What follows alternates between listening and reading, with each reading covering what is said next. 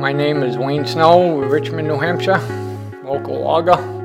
Started 25 years ago with one skidder, I guess. He absolutely loves it. It's his joy to work in the woods. Logging accident was last January 1st, 2011. Went to work and doing my thing. I spotted my tree, back cut it, and I know I turned my back, which you never do, just for a second to cut a sapling, and that's basically the last thing I remember. I was laying there and I couldn't move, needed to get to my cell phone, so I used my elbows, get them on the tree, and hold my upper body and called my wife. First day of the year, and I was just settling in to do some schoolwork, and the phone rang. It was him, and he said, "I'm hurt, and I need help, and I need you to call 911. He was lying next to the tree that hit him.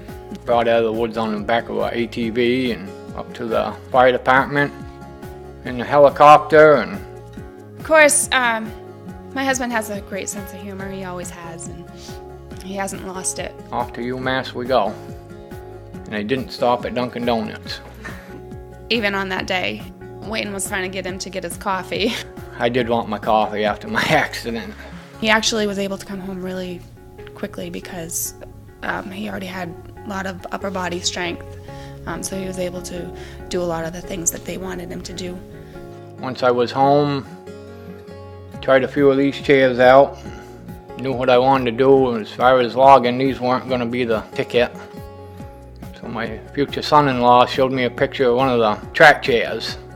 Once you see the where he works, too, you'll understand why he needed the track chair, because you wouldn't be able to get around in a normal chair. You'd be stuck all the time. So we put in for the Travis Roy Foundation and got a phone call that they were going to give us $4,500 toward the chair.